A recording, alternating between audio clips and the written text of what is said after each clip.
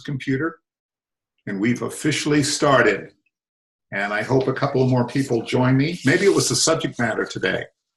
This is the Gururaj Hour of Power, and the subject matter is going to be Gururaj's satsang on death.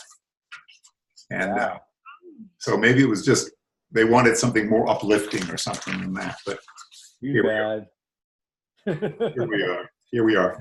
Now, I was talking with John that I just did a little talk yesterday for the Buddhists.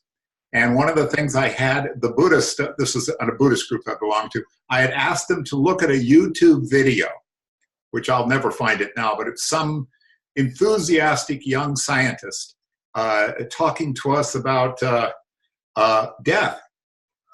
And what was he saying? I don't know, actually, no, he was talking about this matter and energy and this and that and death. And he came up to death, and he is a materialist. And as you know, there's a big issue being discussed by the neuroscientists and by the physicists and all that of what they call the hard problem of consciousness.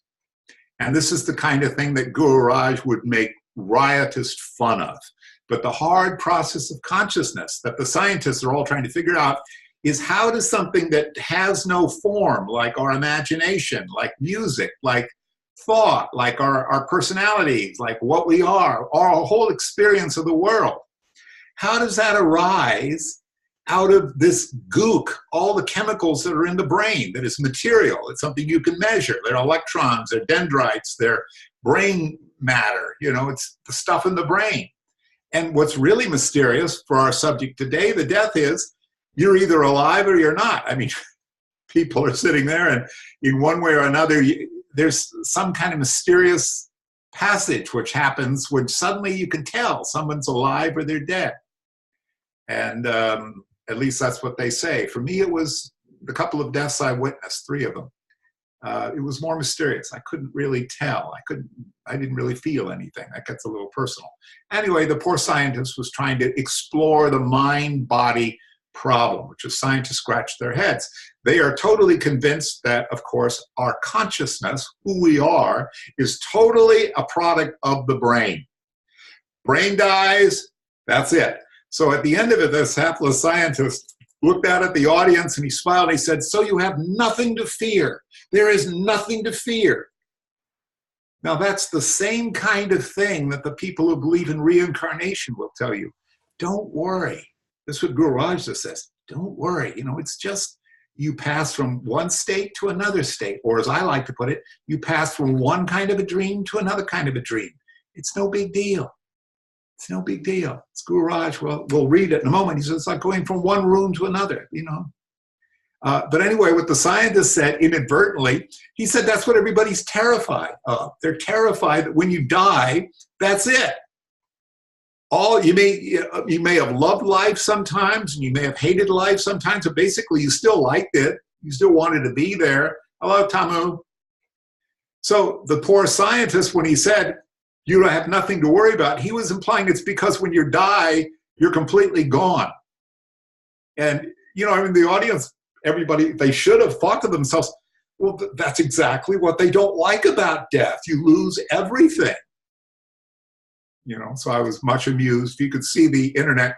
The scientists, to me, sometimes they're so confident about who and what they are. And these other traditions are equally confident. But at least it's like the scientists, for a rare time, the scientists don't seem to be particularly hip or particularly aware of what's going on, because people have been dealing with this issue of consciousness and death for many, many centuries, far before science. And I adore science, much as what is done is, look, we're all alive because of science. It's wonderful. But there's also the science of consciousness, which I was sharing with John earlier. Nagarjuna is one of the great saints. I mean, he's a tremendous explorer in the notion of what is consciousness. And Gururaj was also deeply versed in these traditions about what consciousness is. And that made me bring up some of the more recent explorers in the nature of what is death and dying. is Ibn Alexander. I've talked about him several times before. His books are very successful. He's now on the talk circuit in the spiritual circles. He wrote a book called Proof of Heaven, and another book that you can look up on the internet, another famous one, that basically had a very, very elaborate near-death experience. And I've always myself listened to him with great interest, listened to the other accounts of near-death experiences, and compared it to some of the accounts by other traditions, especially the Tibetan Book of the Dead. The very good Tibetan Book of the Dead translation, which I highly recommend, is by Sogyal Rinpoche, that's S-O-Y-G-A-L, and it's called the Tibetan Book of Living and Dying.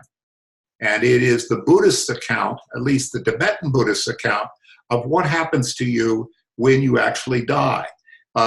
In many ways, some of the things that conforms very closely to what Gururaj describes, i.e., there is described Tibetans say there's an initial blacking out period, and they go into elaborate descriptions of how the various sense consciousnesses dissolve and are withdrawn into the self, the inner self, or the inner being. And at a certain point, they say, and this is, Gururaj doesn't refer to it, but this is the Tibetan explanation that I talked about yesterday to the Buddhists. They say there is a moment where the ground luminosity, the fundamental existence, what Gururaj called the absolute, Gururaj refers to it as the isness, the beingness. And Gururaj in many of his satsangs described it as possible that you experience this state. In effect, you're no longer a human being when you experience this state. And we talked about it. Let me turn on the light here because I'm gradually getting darker as the evening comes on. It's actually the Nirvikalpa Samadhi, when you experience the state and you no longer really exist during the period of that experience as an individual human being. As Gururaj once told us in another satsang, at that stage, the experience experiences itself.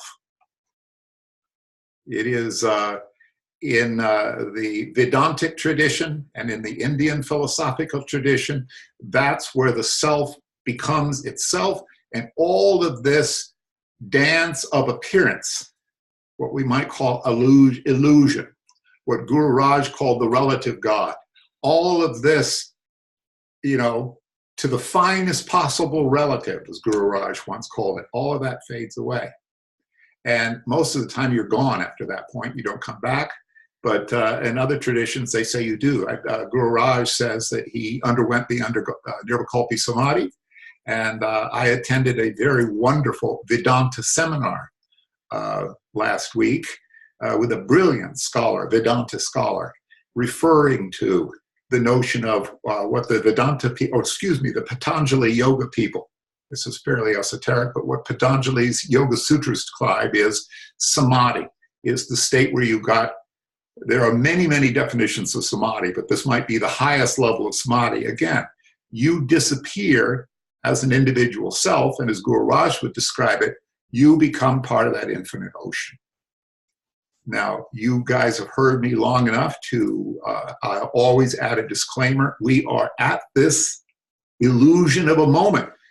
Of course, we're part of the infinite ocean of now, but we're all in the middle of a dream. And the dream we have is the dream of this existence. So anyway, Ibn Alexander is struggling with, and I'm listening to Ibn Alexander, how does this elaborate set of experiences he's had relate to these much older and much more sophisticated notions of the nature of mind? The way he recounts it, it sounds a little like a fairy tale, and wonderful things happen, and he meets this big cosmic entity, which is somehow himself, but it's also God. He's having an interaction or a conversation with it, and he's no fool. I mean, he's a fully trained scientist, and you can tell he himself was astonished by what had happened to him. And my wish would be, it would be nice to have such an experience. So I've already launched into this, and I was actually going to do a moment of Guru Shakti. So forgive me, O Lord. I should have done the Guru Shakti first. Let's do a moment of Guru Shakti, and then I'll bring us out.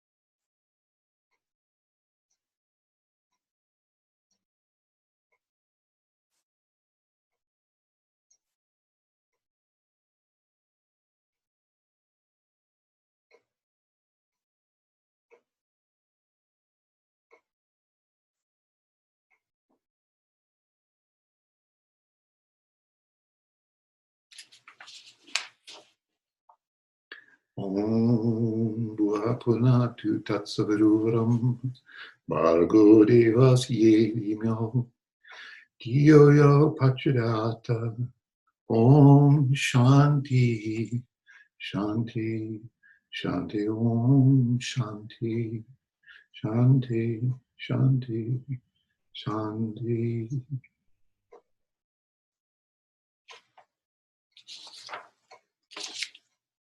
Okay.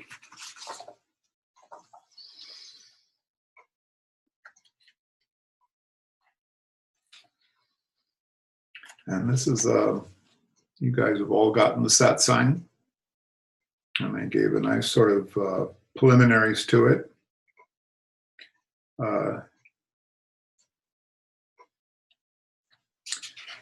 About this big mystery. By the way, when I went to my retreat with the Vedanta people, which was a magnificent retreat, I sat down with a very advanced spiritual practitioner and I said something we don't explain to new meditators, but is pretty true.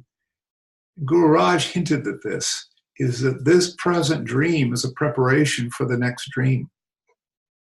In other words, the Tibetans would put it more severely, this life is a preparation for our death, for our transition.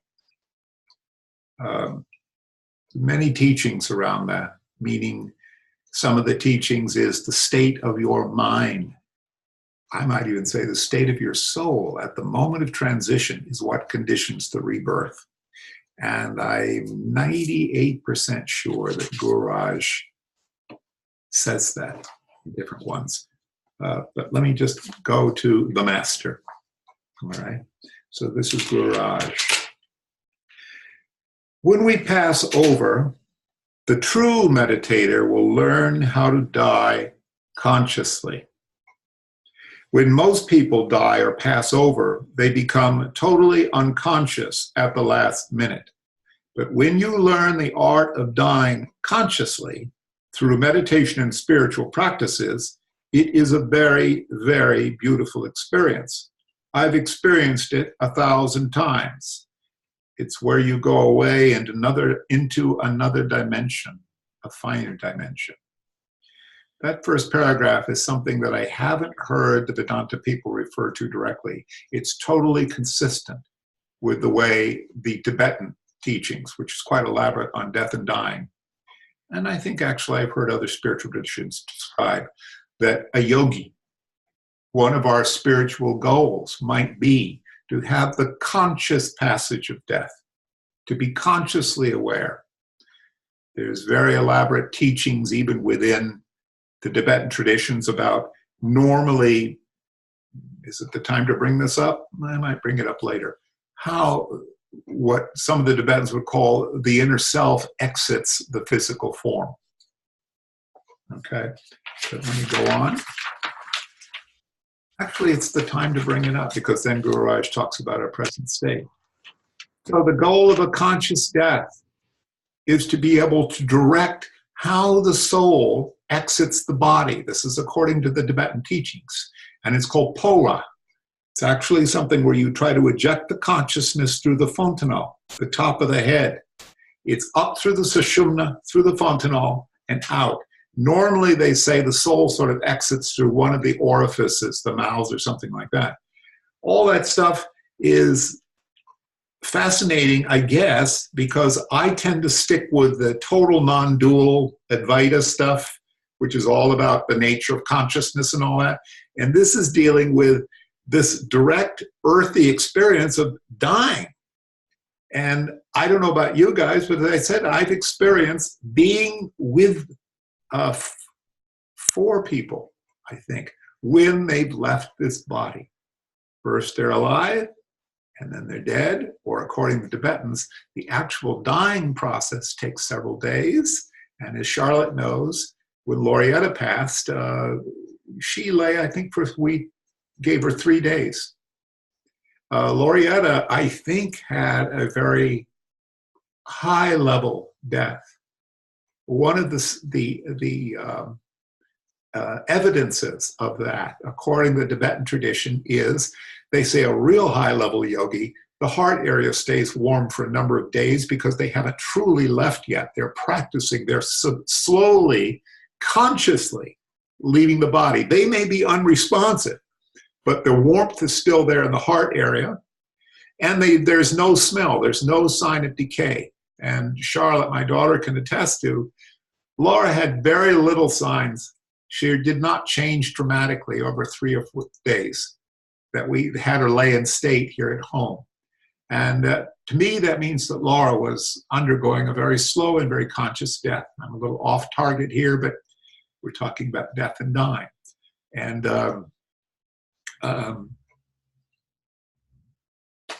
that was my experience of it. I think Laureetta had a very beautiful death.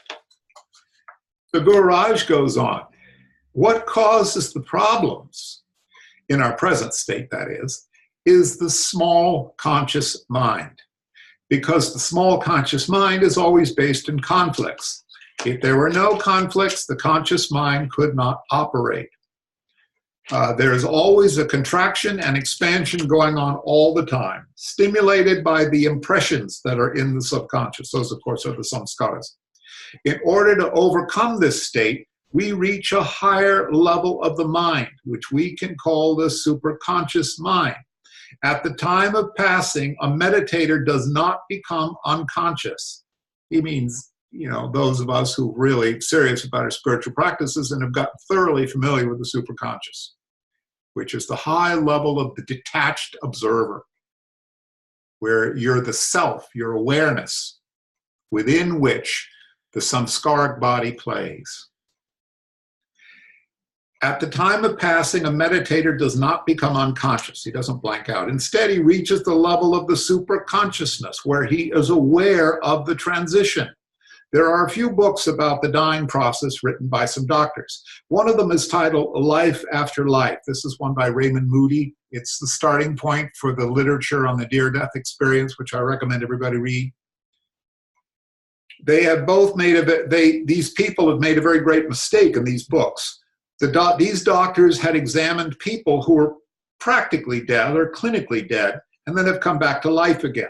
The common experience reported by these people was of going through a tunnel and of a light at the other end that comes and approaches them. All of these accounts, the standard issue is, it doesn't happen in every one of the near-death cases, but a majority of them have.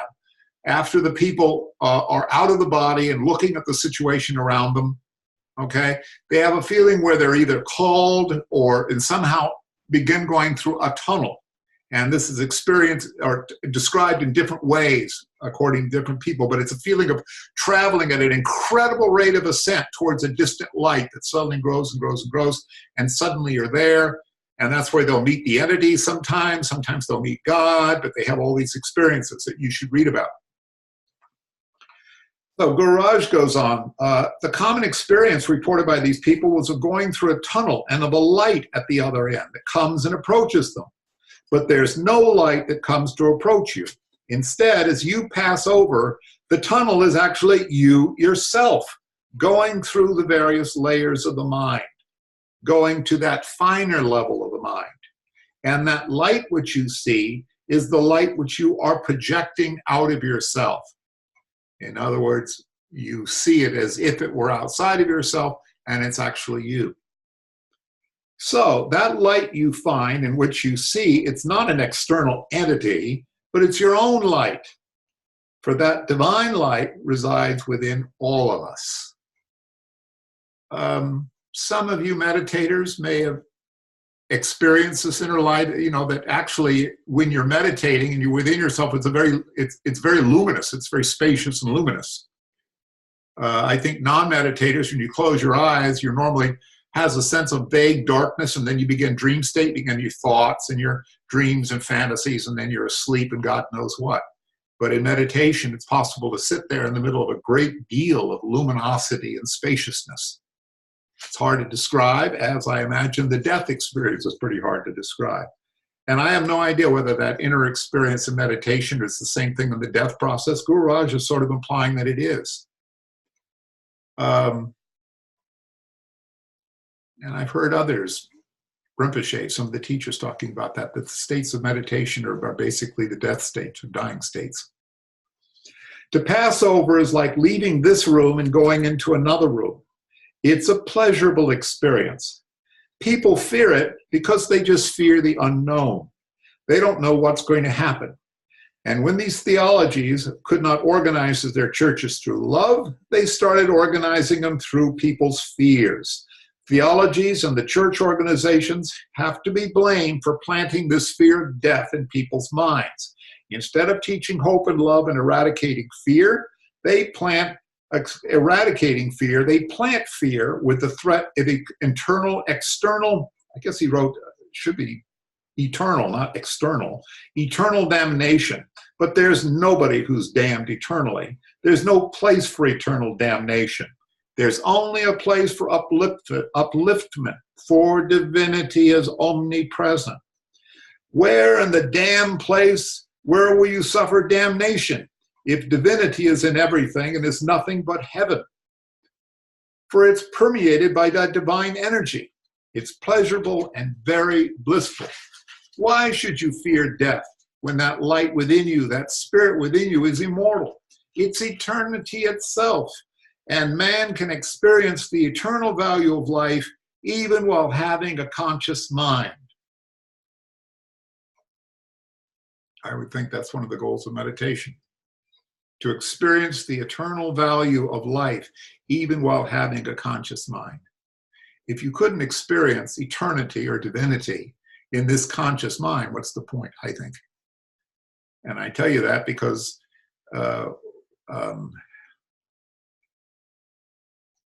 how the teachings go. Many of the teachings say if you've accumulated a great deal of meditation experience in this life consciously, and you haven't yet achieved that samadhi or the nirvikalpi or that real ultimate emergence with divinity, that is what comes to you when you die. I also heard in the Vedanta thing is if those rare persons who've experienced samadhi or that individual self completely disappears into this total sense of the absolute, the isness. Okay? I've heard that's samadhi. People who have experienced a samadhi, they say as soon as you die, that comes back. That is revived. The word used was memory. I don't know if that's technically correct because I don't think it's a memory in the obvious sense, but let's just say that experience revives. That came up last weekend in this Vedanta retreat. You can make of it as you will. And man can experience the eternal value of life even while having a conscious mind. In the waking state, in the sleeping state, this could be a moment-to-moment experience, and it's totally blissful. It's our minds that produces the fears, and these fears are produced by the impressions that are in the subconscious mind. When you learn to overcome this fear, then you will have the experience of happiness and that everything is all right. I like that because Gururaj points out, and I think it's true, the fundamental fear people have is of non-existence, of dying, and that there's not going to be nothing there. It's odd because most people, I don't do it, but they seem to have no objection to getting blitzed out, drunk or stoned or something like that, which is a deliberate attempt sort of to stop down or limit consciousness. But the idea of absolute cessation of consciousness or death really does frighten people. And I have to be sympathetic because I suddenly realize I'm not myself, I'm no longer scared of death. And Gururaj is saying this is one of the real advantages to immersion in what he calls the sleeping state, the moment-to-moment experience, totally blissful. These meditative states are passing, even though they're passing and temporary, they eliminate this terror that we have of death or dying. What we know of as death is just the discarding of this little body of ours, which is not worth much. But the body is necessary for the person's evolution. When you discard the body, what lingers on is your little ego self. That's interesting. The little ego self cleanses itself totally by taking on other births. It has to reincarnate again. The force of evolution that you are going through can only stop when you find total emergence of yourself with that spiritual self within you. Until then, a person will keep on taking body after body. This paragraph gave me pause because Gururaj uses the phrase ego self. I've understood it myself from Gururaj, other things he said, and what other traditions said is the conscious personality we have with our name and our personal history and the cats that we have and our worries and concerns, that was, as I understood it, was supposed to dissolve. From my reading of near-death experiences and from I've heard from other traditions, a sense of being an I, not an ego self, but an identity, a being, stays. There is some kind of a being or entity, and there's much description of this. There's even a sort of spiritual body, like an ectoplasm body, the Tibetans describe, that you have in that post-life, in that intermediate state, in that bardo, the intermediate state. And or as Ibn Alexander, the near-death experience people describe it, you, in some way, are still there, and you're undergoing these experiences. Gururaj would say you're actually just experiencing aspect of the divine self. It's not separate from you, and I think the Tibetans would agree. Nevertheless, it's not like you turn into like this big amorphous fog of light, you know, without a self-awareness. You're still aware, and there's still sort of an entity of some kind that's aware. Gururaj calls it an ego self, but that's not consistent with, I hope I'm right in this, help me out, oh Gururaj, that it's not like, you know, you show up and it's still the same old you, and it's like, oh gee, what happened to the cats? That only persists for a little while after death. I think that whole personal thing that you have gets eradicated, as Gururaj has told us in other satsangs. Thank God it does. Because otherwise, as Gururaj says, we have all this petty nonsense from life to life. As he said, if you couldn't forgive Auntie Mary for something she said to you 20 years ago, you're going to carry that over into the next life? Is that really that's such a big deal? Nevertheless, he would also say is our character, our samskaras, incidents that marked us in this life. We've discussed this so many times in AMS. Those samskaras will condition the next subsequent relife. There is abundant evidence that in the reincarnate state, even such things as wounds that you receive in this life, if you die, let's say from, God help you, a gunshot wound, there is actual evidence presented by, it's in the literature, what is his name?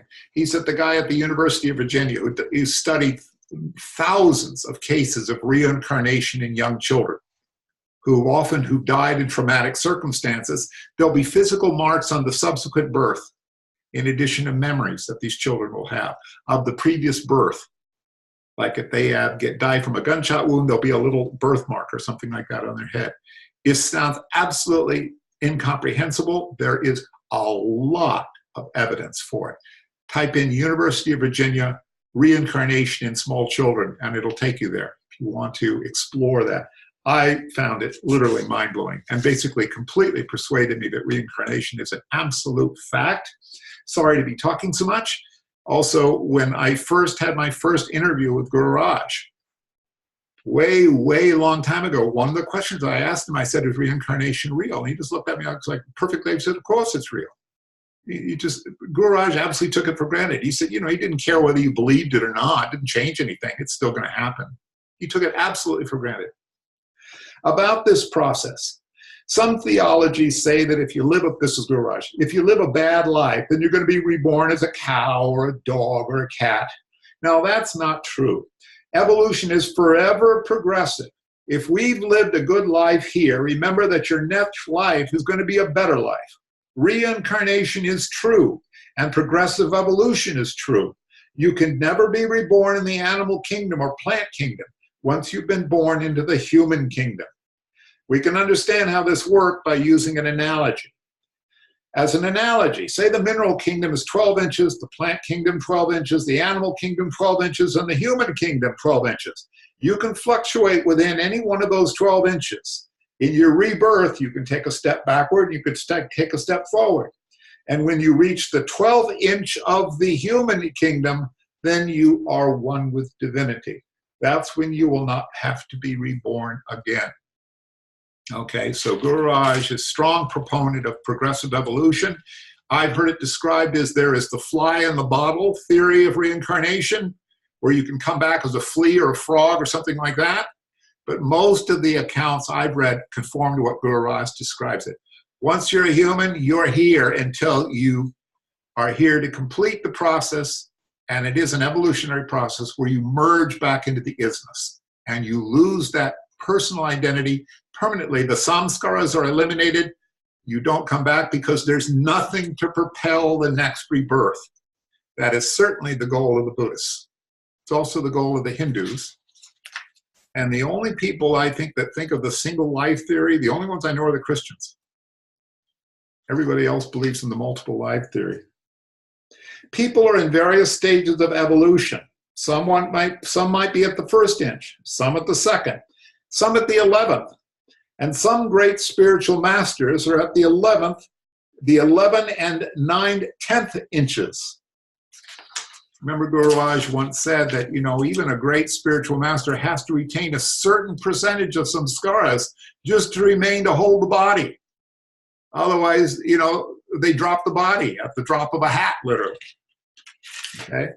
That 1/10 has to remain, even in the greatest spiritual masters who've ever existed, like Buddha or Krishna or Christ. Without that 1/10 of the ego self, a person or the spiritual master would become totally non-functional. They would not be conscious of their biological, physical, and mental needs. They wouldn't be able to teach, for example.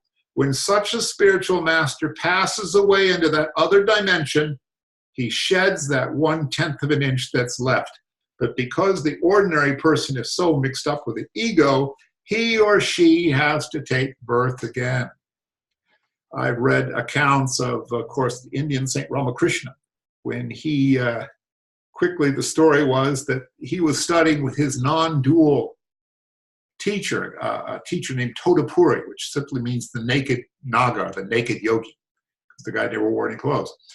And this guy was a very advanced yogi, and he looked at Ramakrishna and said, I think that you're fit to perhaps work towards the Nirvikalpa Samadhi, the ultimate state of samadhi. And Ramakrishna said, well, I'll have to ask my mother first. And he said, yeah, go ask your mom. And who his mother was, of course, was the goddess Kali. So he wrote a furry, figured that out. Ramakrishna went into the temple, went into a samadhi, what Gururaj would call the highest possible relative, where you experience the divinities. He talked to his guru, basically, whose ma is Kali. Kali told him, sure, go ahead. I sent him here to teach you this. So Ramakrishna went back and said, okay, she says it's okay. And by this time, the guy had figured out, oh my God, he's talking about the goddess Kali. So he said, okay, and he told him what to do. And Ramakrishna went into a very deep samadhi very quickly. And at a certain point, he said, mother appeared to him, the goddess Kali, and wouldn't allow, or he couldn't go past the goddess Kali because he adored her so much.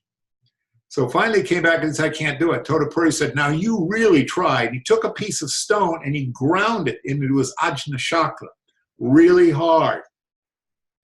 Ramakrishna described that he went off the next day. When he saw the mother there, he cut her in half with a sword. He just kept on going. And he said he went into complete nirvikalpa. You can read about it in the accounts. But I bring it up here because he stopped eating. He wouldn't drink. He barely breathed. And he was there, usually, I don't know, he went into that like that for days. And the traditional accounts say an Indian siddha who attains the nirvikalpa will drop the body at a certain period of time, like a week. You'll literally, because you're not eating, you're barely breathing, you drop the body stops functioning. The karmas that are maintaining this bodily form gradually dissipate, come to an end, and you disappear. You have to force feed the people. Anyway, family brought Ramakrishna back by whispering Goddess Kali's name in his ear over and over and over again and brought him back. Okay, so that's what these great saints are going through.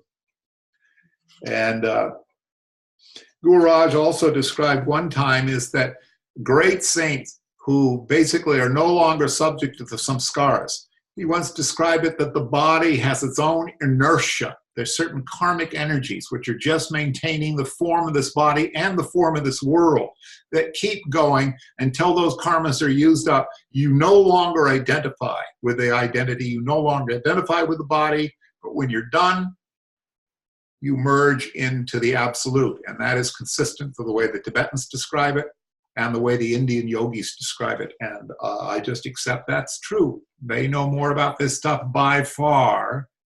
Western science can't, they just think that stuff's just mythology. Many people deny reincarnation, but it's such a logical process. Why should one child be born in happiness while another is born in unhappiness? Why should one child be born deformed while another child in total health? Why one in poverty and one in wealth? The divine force is a neutral force, and it is forever just. It is never unjust. It would not put one person in adverse circumstances and the other in good circumstances, meaning arbitrarily. All these births and all these deaths are controlled by us. God has not created human beings. It's God's energy, that impersonal energy that gives the human soul the power to be reborn. When that energy is within you, then you could say that God is with you. Therefore, we speak of the kingdom of heaven within you. Something we Americans don't like to talk about, but I know the Tibetan, my Buddhists were obsessed with it, and the Indians are obsessed with the notion is the notion of karma. And that you're the product of your karma. Your karma is your actions, your conscious, intentional actions. Sometime, if you want, I've studied karma quite a bit according to the Buddhist conception. I don't know quite as much about it the way the Indians talk about it, but they take it. We Americans, it's our culture. We're taught you can always reinvent yourself. People don't really have a past, You're free to create what you want in this world. And the Buddhist and Gururaj say, bullshit. You are the product of your actions and your intentions. 3 things, thought, word, and deed. A thought creates a certain kind of inertia, a certain kind of tendency in the mind. Bringing it into activity, creating the intention, starting to do something about it, creates more momentum to the intent, to the karma. Completing the action creates even more karma, and rejoicing, acknowledging that action without regrets, will create even more karma. And the Buddhist teachings, which when I looked into it, say, don't think karma doesn't work just because, you did something good or bad and nothing seems to change. I can guarantee in my life, it sometimes just takes many months or years, you will see the change. Anybody who's been a meditator for years can see the change. Inwardly, you begin to change. Believe it or not, outwardly, as your previous karmas get exhausted and the newer karmas begin to generate this dream around you, your circumstances will change. Okay, I know Gururaj absolutely took this for granted. All these teachers do, and the Buddhist at least would look pityingly at the Americans and realize, if you knew what karma was, you would be much more careful and conscious about your activities, your thoughts, what you do in this life, because they all have their effects. So, Gururaj, more about spiritual evolution. As we evolve through life, we'll find more and more that it's not only within, but it's also without. The subject and the object become one, and only that oneness remains. This comes at a higher state of evolution when there's no distinction at all. Discrimination is good for the conscious mind. It will guide a person to take the right path in life, or whatever the case may be. By discrimination, he means being aware of the effects of your actions, for good or for bad. Don't being stupid or unconscious of what you say, you do, and what you think. And I like very much, I'm noticing, we find more and more that it's not only within us, but it's without us. I hope you all know, because you guys are all serious career meditators, is our activities spiritually absolutely influence the environment. And I'm convinced that this is the best thing we can do for the environment. Even if we don't teach people, just by practicing spiritual activities, we have the effect on the surroundings.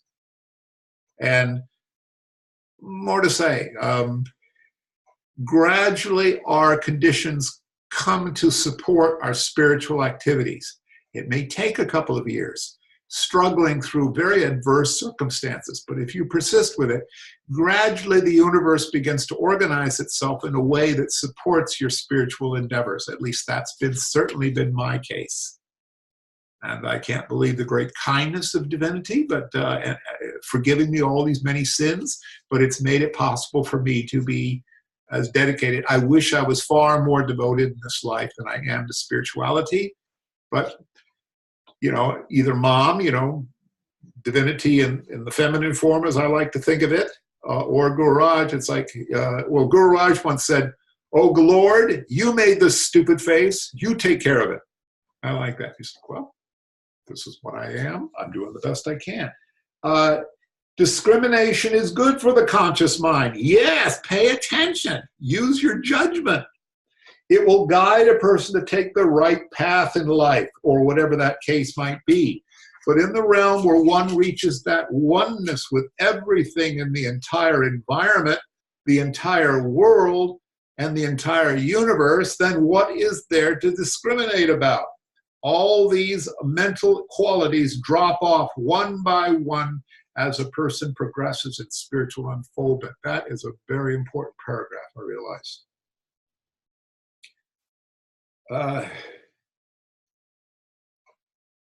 John, was that you that told, no, that was somebody else that told me yesterday they're doing Sutra Mahamudra.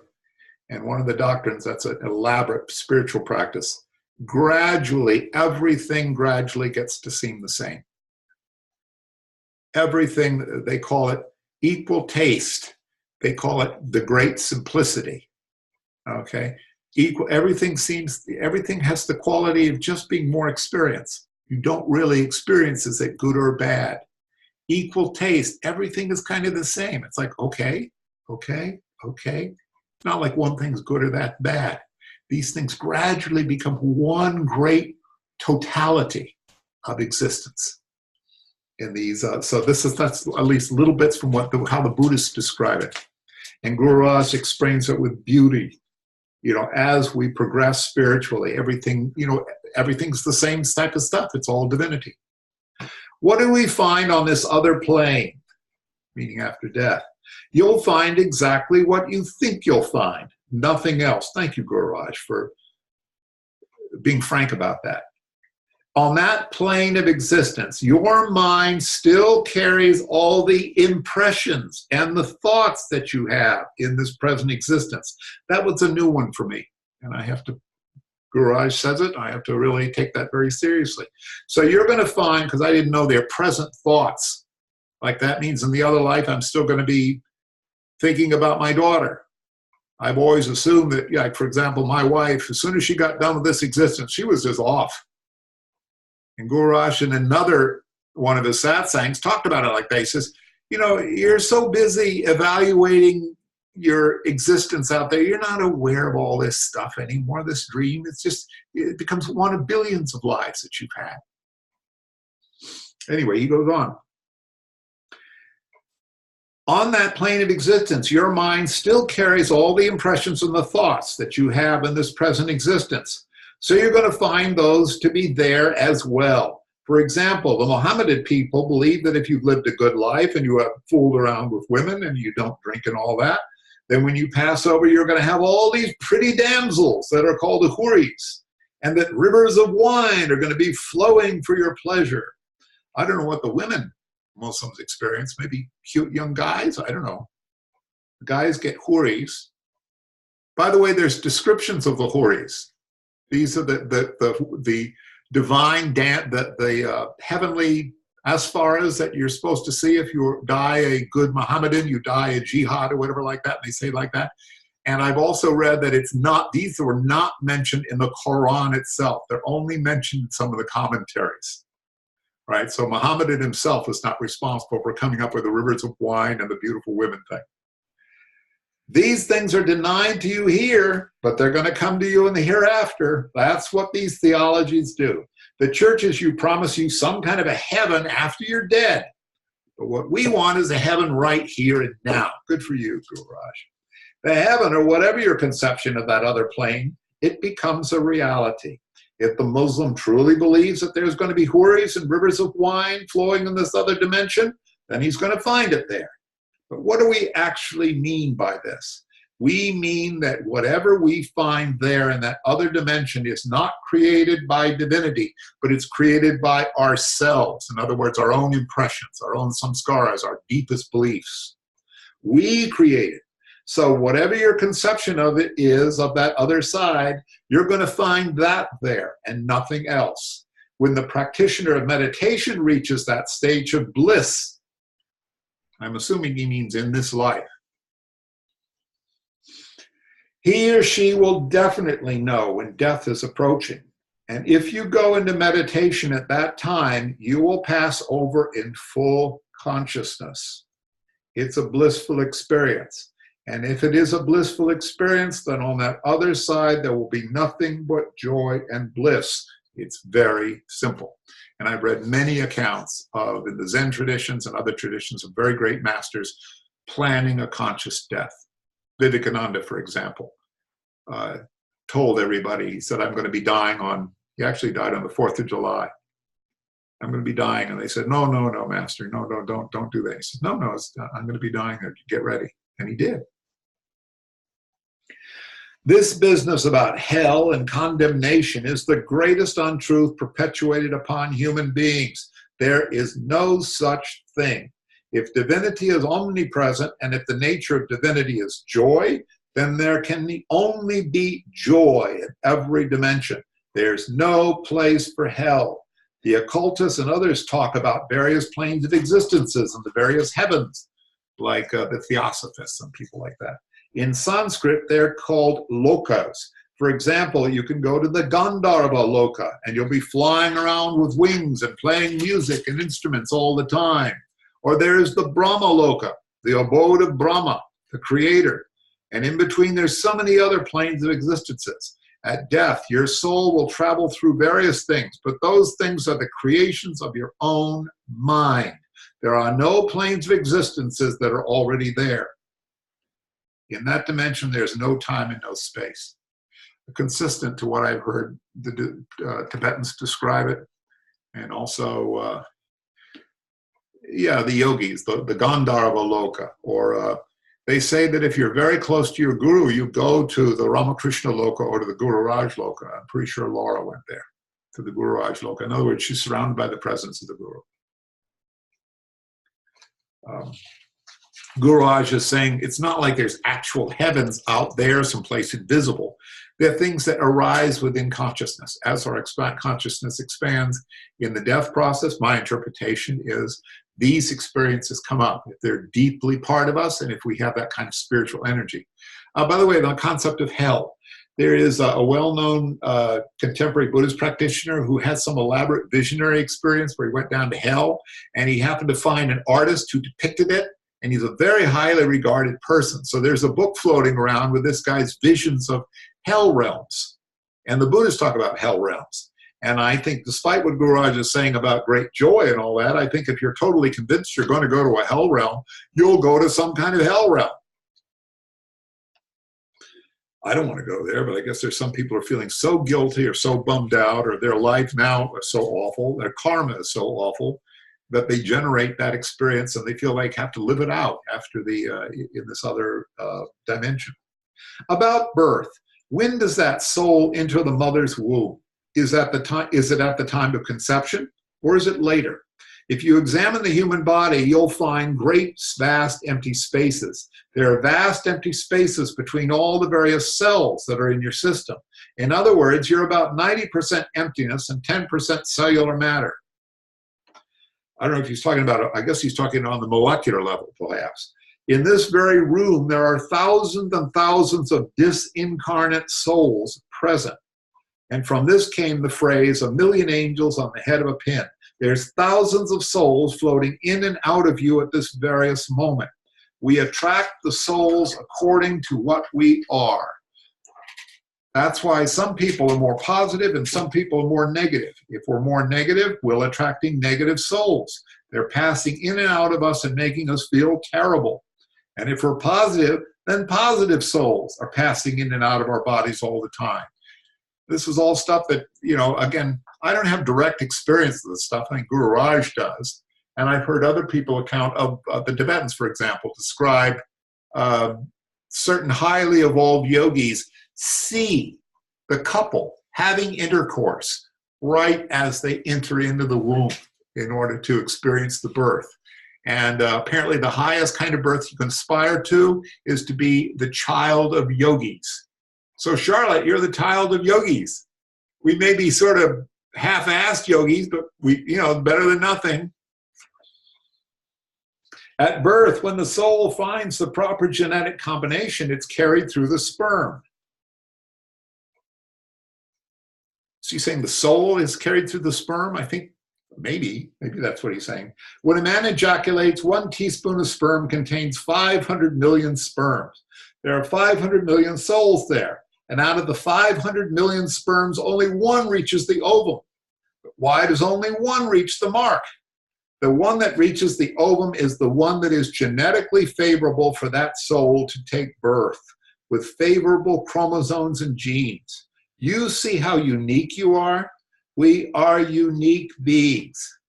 Now I'm going to point that out. One of the reasons that's important is there is an idea which people have, which I've had at times like that somehow, really we're all one. We're like one vast mind. And somehow we're little individual fragments of that mind. I've heard Buddhist teachers and others point that out. No, there is no universal mind. We're unique beings. Divinity is expressed through all of these individual, as the Buddhists call it, mind streams. We aren't part of the ocean. The ocean is part of the waves. Do you understand? The waves express the ocean. The wave, in other words, we're important. There are 2 types of people that take a very long time to be reborn. A very bad person like Hitler takes a very long time to be reborn because there's not so many wicked people on the earth. And it may take a saint a very long time to be reborn. How many saints are there through whom he or she can take birth? And therefore we say of a holy man, blessed be his mother to have given birth to such a saint, to such a holy man. I think about the Christ myth, about the Mother Mary being a very high, beautiful soul. Certainly Ramakrishna's parents were very beautiful and holy people. Gururaj has said in other cases, he said this to Laura and I, he said, the child inherits the spiritual qualities of the parents. The child inherits that. Gururaj said that. Make of that what you will. How much space is required for the mind to exist? This is really interesting. The totality of the mind is as vast as the universe.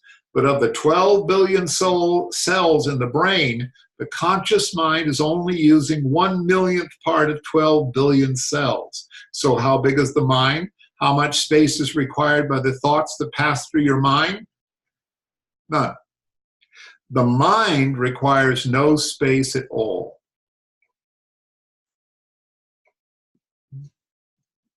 Interesting. For the scientists or the people, we believe that we're a product of this brain, these electromagnetic processes in the brain. Gururaj is saying the actual mind, all this stuff we're talking about, these impulses, the karmas, the samskaras, the divinity, there's no space involved at all.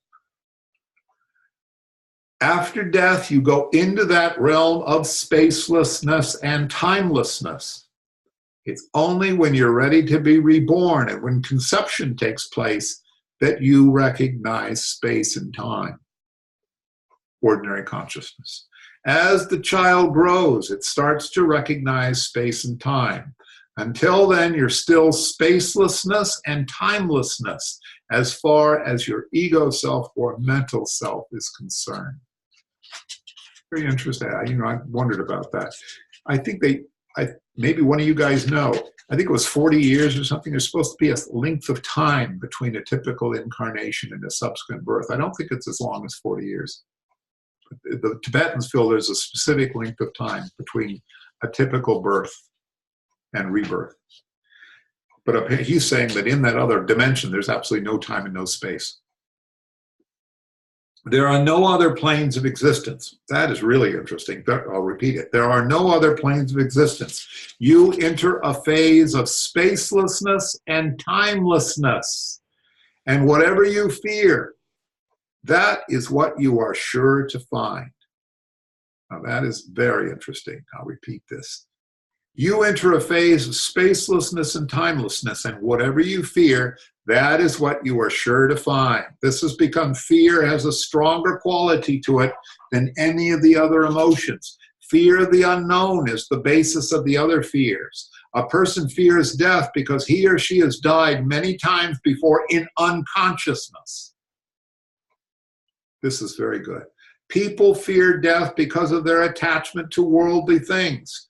So one should be non-attached. That doesn't mean you should not live well or possess things that you really need. It doesn't mean that, but you don't have to be attached. It's the attachment that causes fear. If you're not attached, then you don't fear losing material things. And the same principle applies to death. You're afraid to lose your body. You think that by losing your body, you're losing your individuality. But your individuality is not lost until you've achieved perfection when you merge away into isness. In other words, Buddhists confirm this too, the mind stream, what the essence of you continues. And apparently this awareness, you can still witness things, that also continues into the other world and into the subsequent existence. In fact, it is the momentum of this life which leads to the subsequent existence. The best analogy I've heard of how this works is you think of billiard balls. You've got one billiard ball here, another billiard ball strikes it, and that one suddenly takes off while this one fixes. Something, the potential energy transferred from one billiard ball to another. It's nothing physical, but the force goes from one thing to another. So this life comes, and the next life comes out of it through the energy or the samskaric energy, which is like the potential energy which propels from life to life to life. Another analogy which I like, which came up the Vedanta weekend, is the wave in the ocean. The wave moves through the ocean. It's made out of water. The water gets agitated into the wave. The water goes back. The water is the beingness. The waves are the individual lives. The wave moves through beingness, but it itself is not a thing. The wave doesn't hold on to the water. It simply moves through the water. It's a force. It's an energy which forms the wave out of the beingness, the absolute quality. The soul carries on, but people normally confuse the soul with spirit. They're two very different things. The soul is your ego self, empowered by the energy of the spirit. The soul carries within itself all the impurities that you might have built up, but the spirit is forever pure. The Tibetans have a very beautiful analogy for this difference between the spirit and the soul he's talking about here. They talk about the parent and the child luminosity. The absolute and the relative merge in the period of death. You recognize this luminosity that you are, recognize the luminosity of which you're a part of, and you merge with it. So the mental self, or the subtle body, carries on into that another dimension. It's waiting to be reborn. And this process of rebirth will go on and on for thousands of lifetimes. But we don't want that. We want to find total peace in this lifetime. And it's not an impossibility. If we work upon ourselves, if we do our spiritual practices, the ego self becomes more and more clear, more transparent, and an inner light can shine forth in its fullest glory. It's interesting because the goal of spiritual practice, which you can agree or disagree with, is actually not necessarily to be reborn again, or at least not to be reborn in this suffering self. It's to achieve this mergence with divinity. And Gururaj is here implying that as the goal of the Buddhists and many of the Hindus, the idea is to return to isness, return to the source, and not necessarily find rebirth again.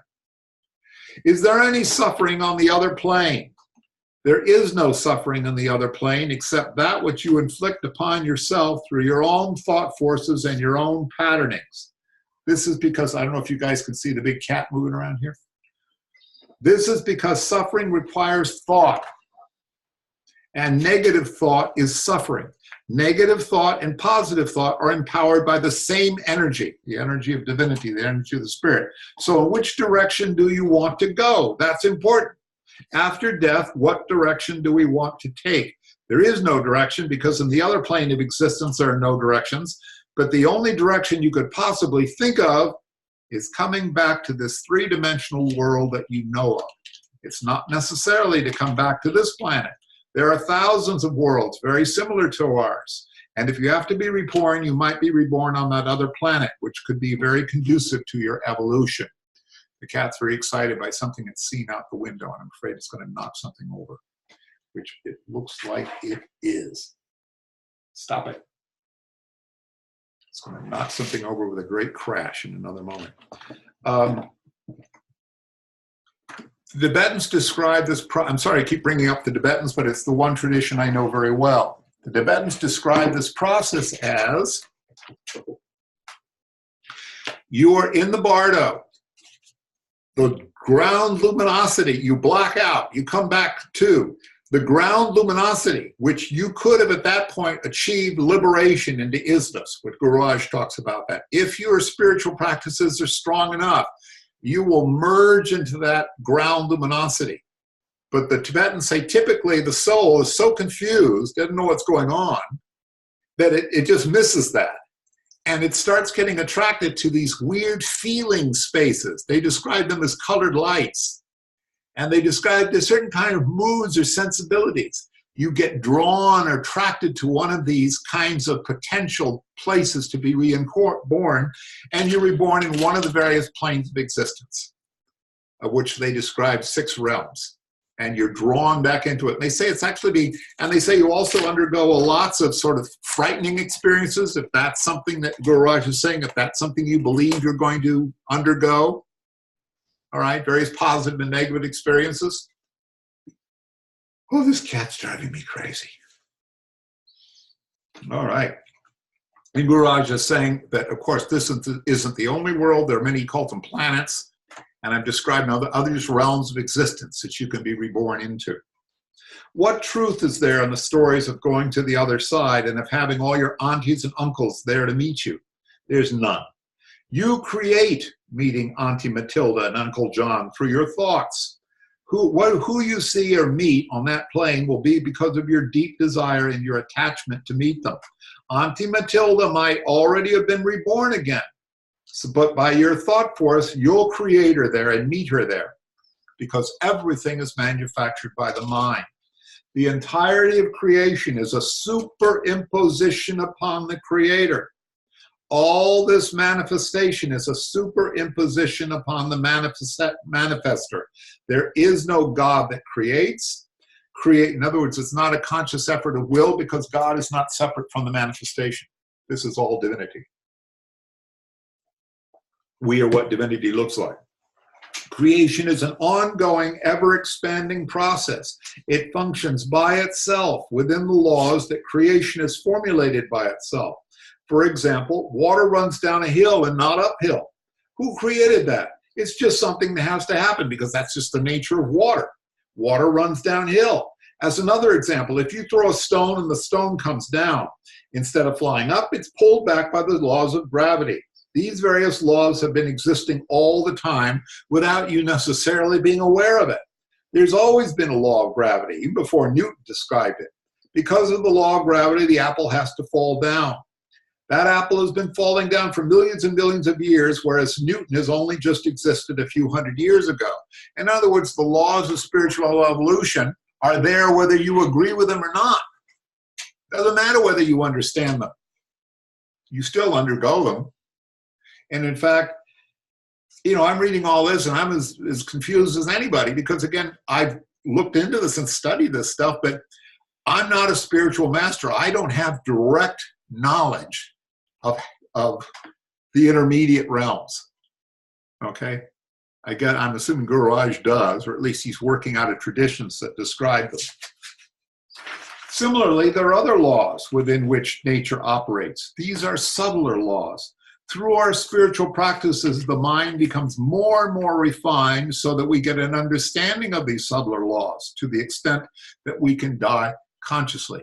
In other words, we learn enough about spirituality and meditation and spiritual practices that we learn how to manipulate the dying process, and we don't die unconsciously. And I'm going to go so far as to say, I think it has to do with our understanding and our ability to work with the superconscious, this absolute level of awareness. We can be totally aware of bliss. People may say that someone has had a terrible death or that they suffered so much, but that's not true. Before death sets in, you become totally unconscious. And then in that other plane of existence, you become conscious again. That's the blacking out process again. The mind functions on its own without being embodied. Many descriptions of people's mind functioning perfectly well while the body is lying down there on the operating table. The mind is totally independent of the brain. It uses the brain to express itself through a body, but is independent of the brain. This is cosmic, but I totally take this for truth because I've read so many near-death experiences, so many out-of-body experiences. And I suggest, if you're interested, and I think you would be, look them up yourself. So Gururaj is confirming that. The mind functions on its own without being embodied. That's why your mind is functioning in the dream state. Your subconscious mind is forever turning and churning and learning. So why not even more so in the subtle plane? I'm going to throw in another one. I was discussing this with a friend. What I've read is that your sensory experiences are far stronger once you've dropped the body. If you're visually impaired, you see perfectly well when you've dropped the body. If you can't hear, you hear perfectly well. The descriptions of near-death experiences, blind people can see once they drop the body. That's cool. Again, blind people can see once they drop this physical form. There's reports. Near-death people have had very strong near-death experiences, flatlined on the screen, dead, undergone numerous aspects of the dying process. They are perfectly aware. They can see and hear and all that stuff. The senses still function. The senses function independently of our ears, our eyes, our nose, and all that stuff. Wild, but many traditions report that. The mind functions on its own without being embodied. Your subconscious mind is forever turning, churning, and learning. So why not even more so in the subtle plane? At the moment of your death, your entire life flashes before your eyes. It flashes before your eyes from the time you were born. Every detail in a moment This has been confirmed by many near-death experience accounts. You might be 70 or 80 years old, but those 80 years will pass in total detail, in a moment, in front of your eyes. This goes to prove that you're entering a plane where time doesn't even exist. We need not fear death. That thing we call death is something which people fear, but it's not to be feared at all. It's reality, there isn't any death. The spirit within us is eternal and immortal. But what happens to the ego? As long as the ego is dense, it will take on rebirth. But when it's become transparent and refined, through, I assume, non-attachment, our samskaras no longer grip us, then in that other plane of existence, it dissolves, and it's attracted by people of a like nature. Gururaj and other times explained that these strong impulses that we have, these thoughts that we have, these moods that overcome us, are not really owned by us. They're flowing through all the potential of we call the alaya, or the seed consciousness. And we simply bring them into our system according to what we're attracted to or not. It dissolves, and it's attracted by people of a like nature. Because he's described before, nothing's ever destroyed. A negative impulse simply goes to somebody who attracts a negative impulse. And then there's nothing left of you. The physical body is gone. The ego or subtle body is gone. And you reach back home again to the primal spirit that you are. This is changing all the time. The body, the mind, the ego self, all changes. Everything changes, changes and changes. That's because the law of change. Death is necessary. But within ourselves, we have the unchanging factor of the spirit. They say that which changes is not real. Yes, it's not real from that changeless. Yes, it is not real from that changeless aspect of ourselves. But in the changing aspect, it has its own form of reality. This is very important teaching for me from Gururaj. The Vedanta people say this is all Maya, it's all an illusion. Gururaj counters from the Shaivite tradition. He says, this is a very real appearance. We have to take this life matters. Your individual self matters. You are, in a sense, from the absolute level. No, you're not real. You're only the absolute. But this individual wave, this matters. Our karma matters. The changing aspect has its own form of reality. If we take this standpoint from the spirit itself of the changelessness that is within us, then all the changes we see around us, all the changes that are happening to us, will not be feared. It is the nature's nature to change all the time. It's like the poem by Rudyard Kipling called If. If the whole world is going haywire and you can stand still, and the whole world can go haywire, but you'll not be affected about it in your stillness, the stillness that you find within yourself. Then there's no effect. Then there is no attachment. And all this is such a vicious circle. Guys, I'm very sorry. I have to use the restroom. Hold on to your hats. I'm sorry, but I have to do it. Otherwise, I'm just going to die. I'll be right back.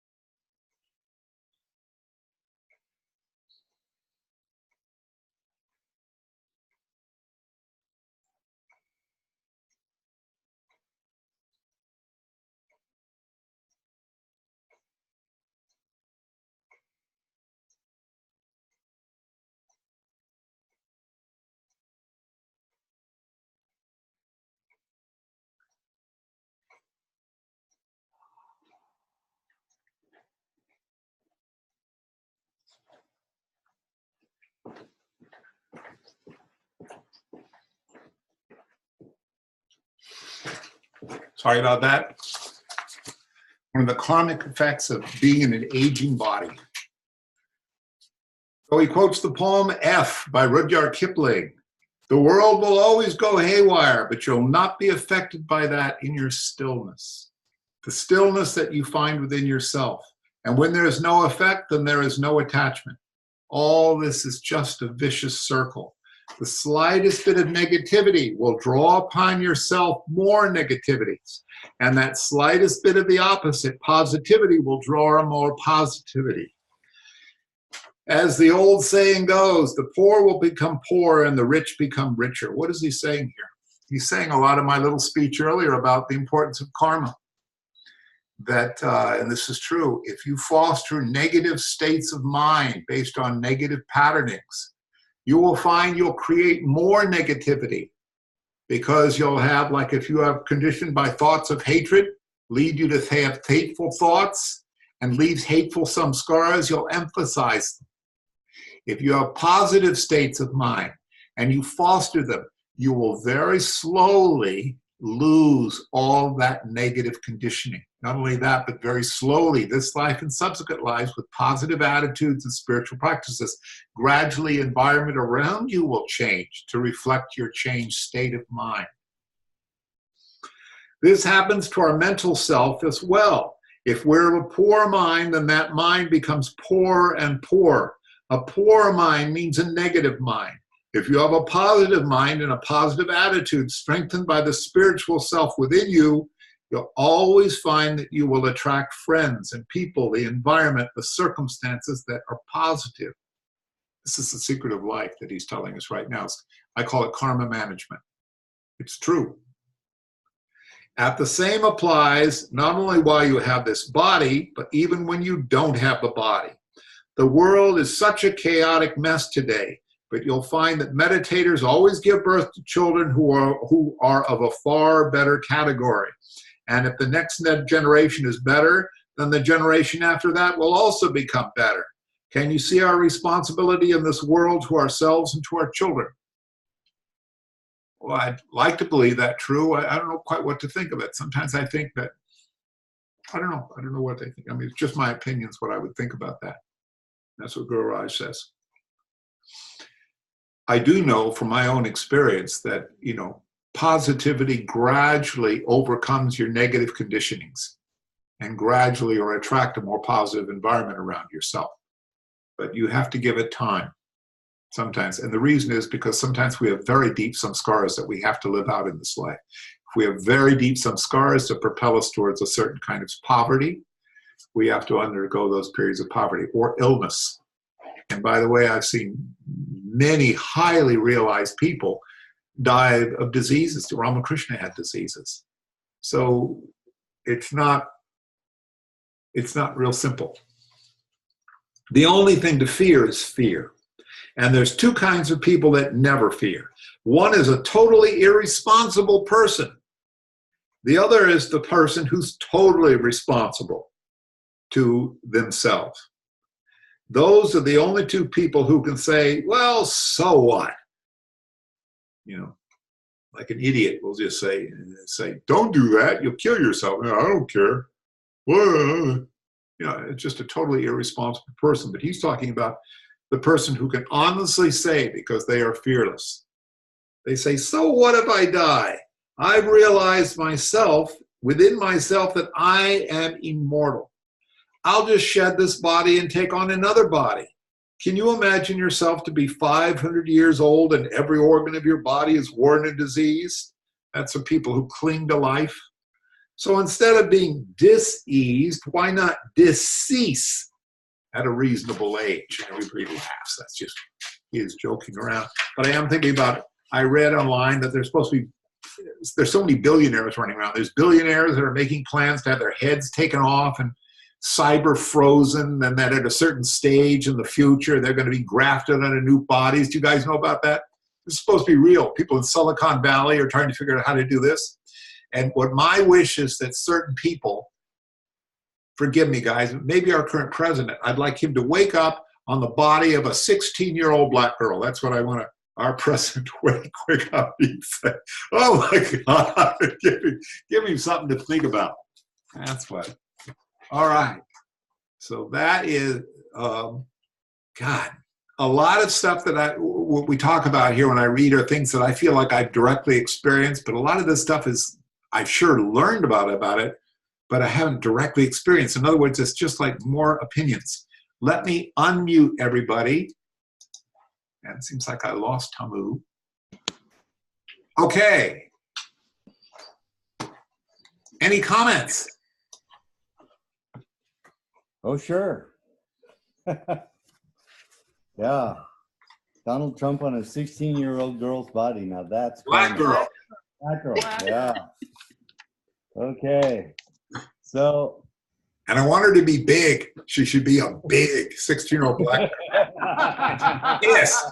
She's pissed. Well, Donald Trump would be pissed. And Jemima big.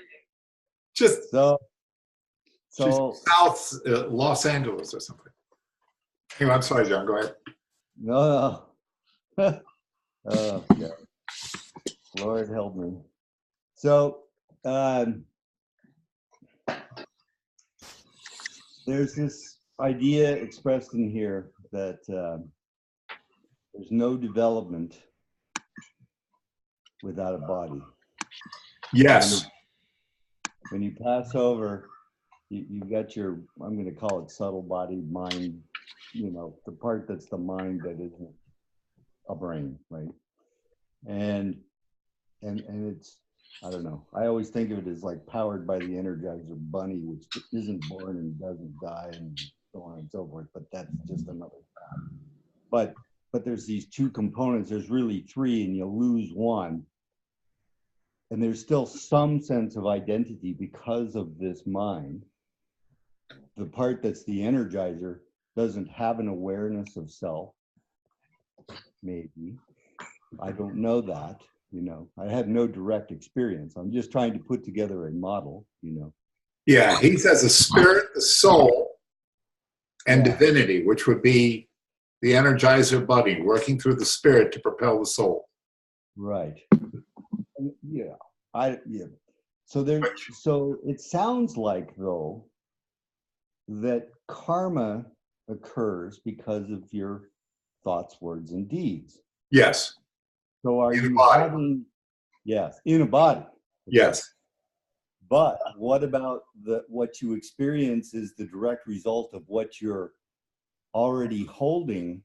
Like if you think you're going to hell, you experience hell. Yes. Is the adding to your karma of attracting more hell in the next life? My understanding is no. By your actions and words that happen when you're disembodied in the state are not contributing to your karma. We don't have to worry about that. They are the results of our karma. Right. Okay.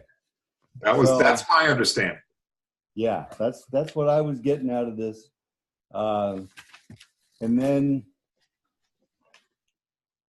we were in a class with Rahman over the weekend. Yes. And he had a really nice little thing, which was this idea of a balance sheet, a daily balance sheet, which is like positive and negative. So like you've done 3 negative things today, gotten pissed off at somebody, you know, chased a guy down because he cut you off and beat the shit out of him or whatever it is, you know, I'm just making this up.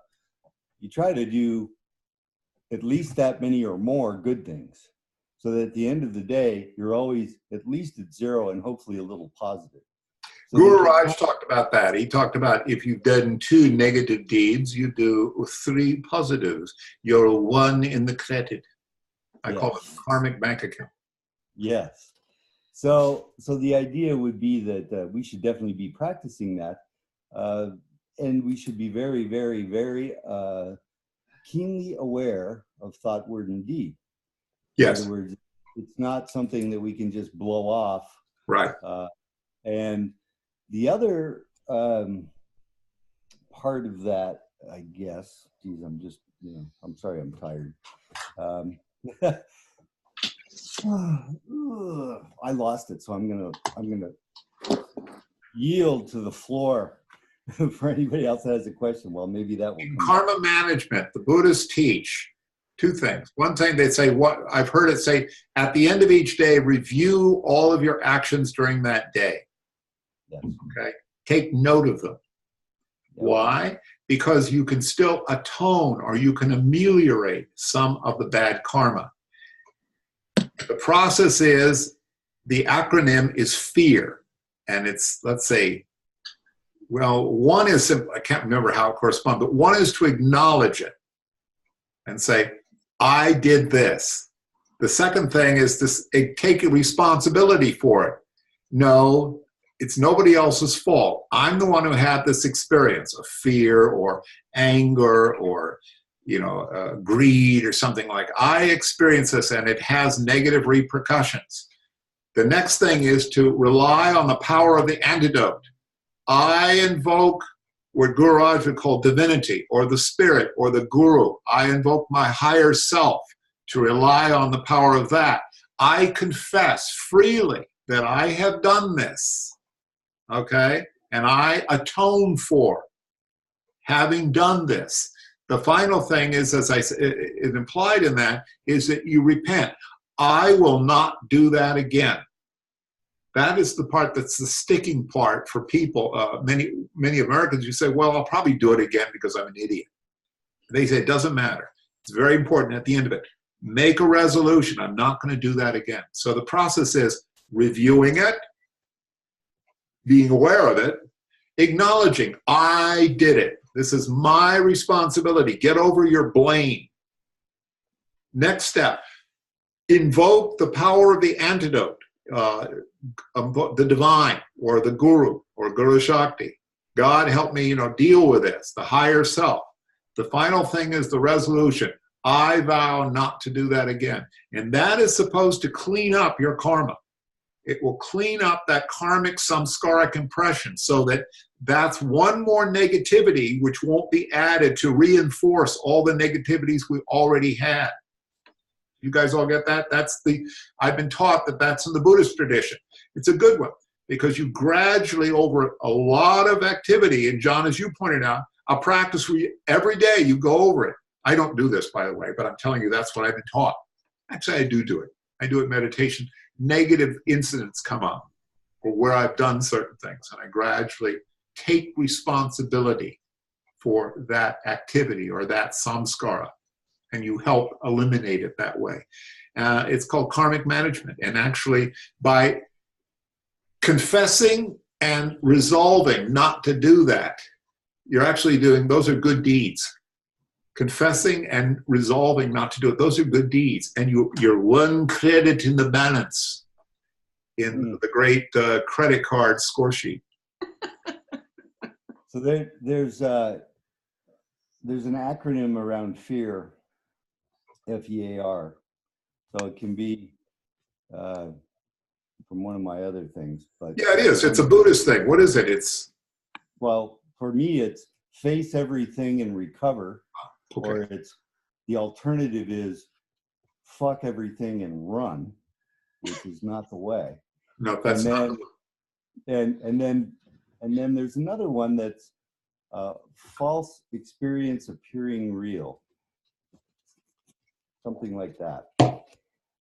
And so in this play where, so much of it, of what we talk about often is that it's all appearance and it's all equal and, we don't discriminate between good and bad in our lives and we just sort of, just go, oh, look at that. Oh, look at that. But then there's this other part where we are also actively engaged in trying to do the right thing in our lives the best that we can see it because of this karma thing and because our whole life is apparently caused by this karmic body or whatever the hell it is, that's giving us this. So we can't ignore it, but on the other hand, we have to learn this non-attachment to it. But non-attachment doesn't mean what I think you were describing my description of equal taste, which is a very advanced state. No, you aren't there yet. Equal taste means you are genuinely, free of your samskaras. We're really subject to our samskaras. We've got to practice. As Gururaj told us, we can't pretend that this dream we're in isn't a totally real dream. Right. Unless we want to, you know, the other thing is you can do whatever you want to if you're willing to put up with the consequences. You want to have a lot of negative stuff in your life, well, then do a lot of negative thought, word, and deed. You'll have all the negativity you want it. Yeah. Well, go out and be an asshole. If you would like people to treat you like an asshole, then you be one yourself. That's the best way to do it. Guaranteed. That's all I see, Jeff. That's everywhere I go. Well, if that happens, then you have to say, something in my samskaras is creating assholes all around me. I'm no longer being an asshole, but I just have to live out my samskaras. And it will teach me patience. It'll teach me forbearance, like not to take revenge. It'll teach me to think, you know, forgive. You know, there's many virtues that come out of being surrounded by assholes. You might very well have achieved the distinction, the high level of merit in this life, that you are surrounded by Buddhas that are being assholes in order to teach you how to be free of all your anger and your attachment. They're there to help you. I'm quite certain of something's going on. Yeah. But anyway. Gee, how could it get any better? You're surrounded by misery, assholes. It just, wow, it just keeps getting better.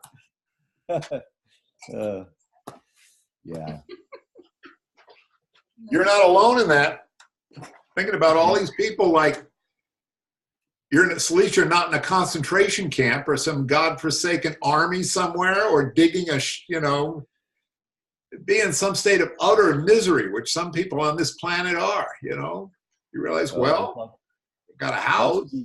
Lots to be grateful for, that's for sure. Beth has a question.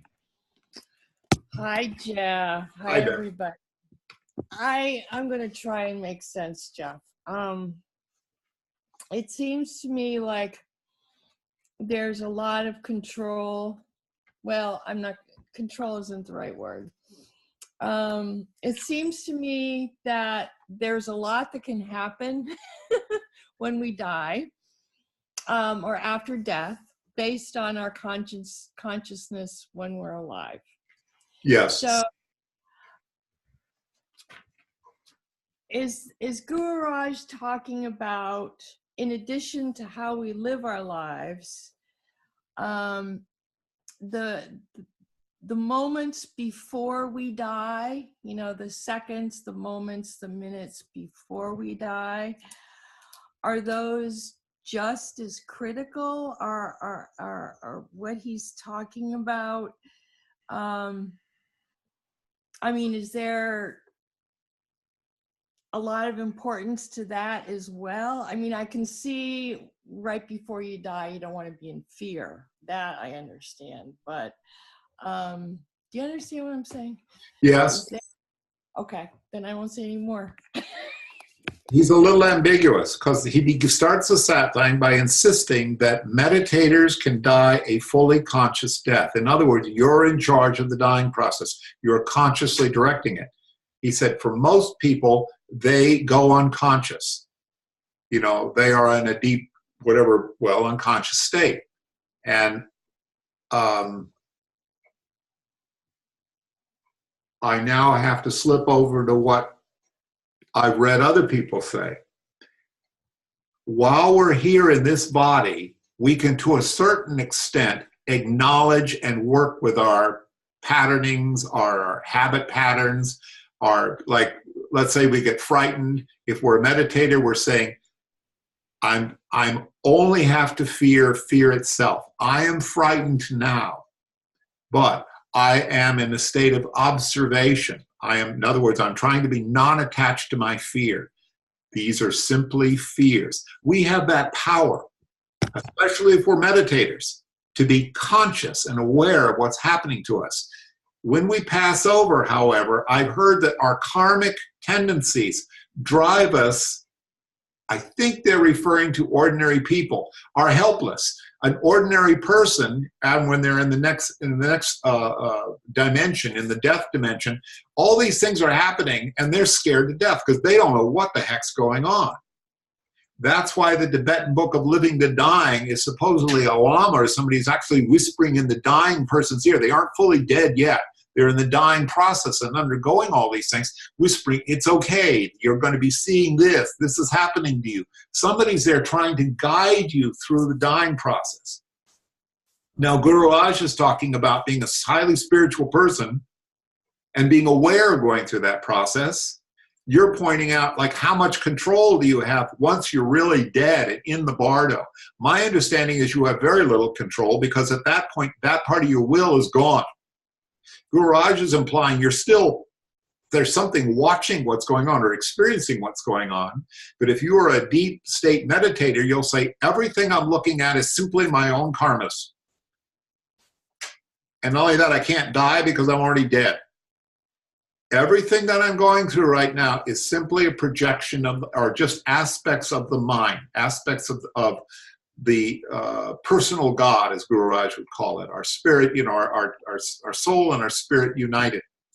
And in that way, when we're in the bardo, we won't have quite the fear and ignorance and suffering that a non-spiritual person has, because we'll recognize what we're undergoing as aspects of the mind. I think that's what he's saying about being conscious as you pass over. So it's not just, I mean, people are afraid of dying when they're alive. Yes. So you're talking about there's a fear that can happen when you actually die. I have heard the Tibetans say that Gururaj does not imply this. He replies, he's talking about joy and bliss and all that, which we assume is a meditator. But Tibetans at least say that people in the intermediate state experience a lot of confusion. And I guess the word they use is fear. As I said, a lot of this at this point, it's not, I know all the literature they say about it. And I don't know, I'm trusting right here with Gururaj is talking a lot about it's painless. It's a joyous experience. It's like passing from one room to another. And I would assume that's because perhaps we're meditators. And you're asking, can you have an experience of fear and terror and suffering in that other dimension? But okay, so it seems to me as well what might be being said in this satsang is like to be meditating when we actually pass. That would be a good recommendation. I'm planning ahead here, Jeff. No, you should be. That's exactly, no, that is so wise, Beth, because I told you at the very beginning, they don't like to point this out to meditators. People starting meditation, they just want to be happier people and not have problems and calm down and whatever else they want. Or they want to have rich or meet somebody nice or something. They think if they meditate, they'll get that. A lot of us have been meditating a while. It's how to manage this experience of existence. And the biggest issue we face is the fact that we continues to change. Eventually, we'll pass out of this physical form. Physical form is constantly changing anyway. Our mental state is constantly changing. We simply, eventually, this physical form is going to dissolve. We're going to change into something else. And yeah, damn tootin', we want to be prepared for that, because when you die from witnessing, it's a little like watching people give birth, or it's a physical process. The body it continues to change, but it's not like you can't suddenly say, I changed my mind, I don't want to die. I'm sorry, friend, you're checking out. It's a little like having a baby. I'm sorry, I would rather not have the baby. Too late. You're on that train. You're going there. And so it's how we deal with it.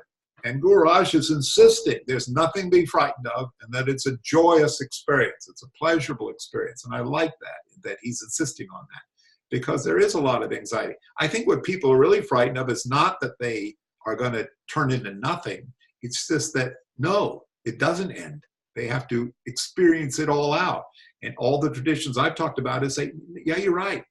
If you kill yourself out of despair and anger, guess what? You get to experience fear and anger hyped up 1,000 times once you die, because you're no longer in that body. All that stuff that you didn't want to deal with, you get to deal with it in big time, including a subsequent rebirth, which is probably my opinion, based on my understanding, is not necessarily a happy rebirth. If you die in despair and terror or anger or whatever people are in it when they commit suicide. We all want to have a pleasant transition, and what Gururaj was talking about. I do. So could it be, the thought that, we listen to the words of the Guru and we take him at his word about the joy. And we try to believe in that to the extent we can. But also, as meditators, we're constantly being trained to be able to return our attention to the mantra, so to speak. So if we're encountering things in another realm that are scary, and we have great trust in the words of our guru, or we have a Tibetan Lama whispering in our ear, maybe we can not get sucked into some of these colorful areas or whatever that might be tempting us. I don't really know. I have no way of knowing that, but it sounds to me like this is a bit of a guide around that. And, he made it very clear that if you want to have rivers of wine and houris, which sounds kind of nice. I've read the description of what these houris look like, John. And they're supposed to be like these astral-looking beings. Like they're very pretty young women with big eyes. And they describe them, what they look like. And I hope the women have equally good-looking, handsome young guys. So there's description. He said if you really believe in that, you get that. If you really have a close relationship with our guru or our Yidam deity, I've read other accounts, guess what? You wake up in Green Tara Loka or the Gururaj Loka. You wake up with your guru. Oh, I like or a divine sense, and you've got somebody sitting there with you taking care of you. It's you anyway. Who recognized Gururaj? You did. Who's made up Gururaj? You did. Gururaj only exists in you. There isn't an external. There was just some old guy up there, and he's gone. He's dead. So whatever way you have your relationship with Gururaj, he's saying, if that's part of your life now, and you have, as you're talking about, John, a great deal of faith and understanding. And by the way, faith is not such an airy-fairy thing. You have complete faith that, for example, you're alive and that you are who you are, and that your mom and dad are your mom and dad. You have this faith. You don't know. Who knows what we are? We have faith. So if you really have an experience of divinity or Gururaj or Jesus Christ, that's Gururaj is assuring us that's what you're going to get on the other side. All he's saying is there isn't some entity floating out there that's going to step in and do it for you. You yourself are in charge of that experience. Wow. That's scary. So, well, there's plenty of people running around who are doing nasty things, and in their heart of hearts, they know they're a bastard or the equivalent of a bitch or bastard, and they know that when they suspect that when they die, something they're going to have to own up to it or be punished, and I'm sure they are on some level. They get to meet some really nasty something or other that's simply an aspect of themselves. I don't personally, I don't tend to have any really bad people in my life. I don't know why. I'm trying to think now, do I have anybody who's in my life somewhere who I consider really problematic or bad? And I can't think of any. That sounds really weird, but I can't. Charlotte, do we have any horrible people hanging around? No, I don't think so. No, I don't want any. I don't want to have, but I like watching them on TV. Like I like watching The Godfather, for example. There's a guy apparently surrounded by a lot of really awful people. And he's an awful person himself. And he has bad people. I don't have any, And I don't, it's not conscious. In the past, I've had people that, they gave me a lot to think about. They were problematic, difficult people. Especially I appreciate work situations. I would always I recognized the same kind of person would show up in different persons. And I just realized it was a pattern in my life I just had to live through. And I went through 3 different job situations in the same relationship. The same kind of person would show up in each job and gave me a lot to work with. I was appreciative. Difficult, but I mean, I'm appreciative. So that person is not currently in my life, and I don't need them. I'm looking at a picture of Gururaj. I don't need that person to show up, so don't send that person around.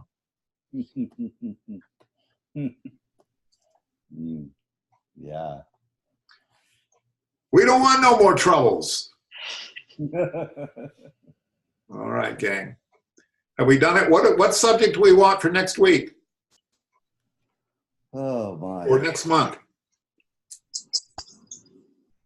If you can't think of anything, I'll think of something. And I want to get more people back, so I'm going to think of something more. Gosh, I can't remember the name of the tape. I don't think we knew the name of the tape. I just thought of one. What? Okay. A subject. Could.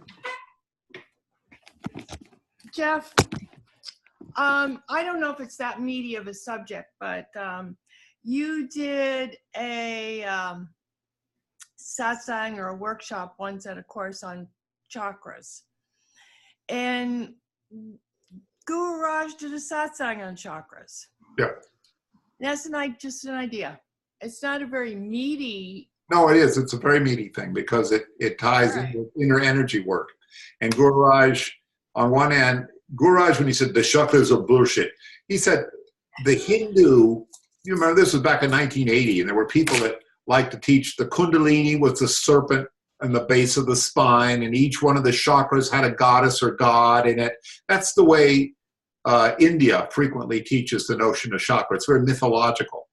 Gururaj took absolutely for granted the notion of energy centers in the body. He talked about it. So I will talk about next time. I'll find a satsang, and you'll get to find out what Nadi, Bindu, wouldn't that be fun? The prana, how prana works, the chakric system, how it really works. It's not just 7 chakras or 8 chakras. There's actually thousands of chakras. Okay?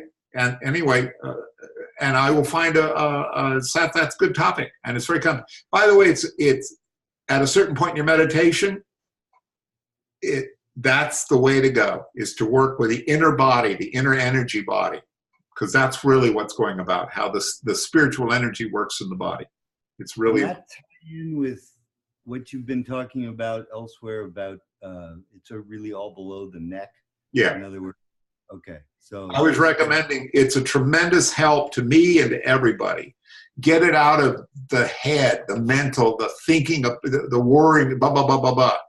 And also trying to meditate. People unconsciously, as we Westerners, we tend to meditate while we're consciously aware of it. Everybody assumes they're in the brain. Really change when you change your focus of attention and you put your attention in different parts of the body. Nora's shaking her head. A lot of us already do this. Today, for example, this morning I was working a lot. I said, I'll do the Ajna chakra this morning. So I was doing that a lot. Before I realized halfway through, I was back in the heart area, and I tend to meditate. This is my de facto area. It's either here or it's way down in, they call it not the Swadhisthana, the Muladhara, very low level, basically what the Zen Buddhists call the Hara, or some people do the Ajna.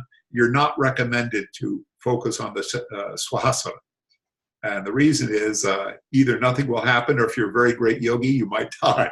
If you really focus really there and you're really good at it, they say there's a chance you'll go right through the fontanelle and leave the body. But that's what I've read. I think that's funny. Don't do this at home, kids. You might kill yourself. Okay, Jeff. I have a CD US 8137. It's called Chakras and Spiritual Practices. I'll look it up. 8731. No, 8137. 8137. I'm sorry if I said it backwards. Chakras. Get to hear our guru say, it's all bullshit. Gods and goddesses are bullshit, dirty energies. But you guys weren't you given chakra practices? Oh, Yep. yeah. Swirling. Yeah. We all have chakra practices, so And by the way, I'd like to know, am I still supposed to do the same chakra? Because I haven't for a long time. I just do what I do. Maybe that means I'm going to go to hell. Only if you think you are. I'm going to chakra hell. All right, guys. Till next month. Thank you for tuning in. Thank you, All right. Jeff. Thank you, Thank you. everybody. All right, Charlotte. See you. Bye-bye, Nora. Bye, Nora. Nora. Bye, Charlotte. Okay, bye-bye.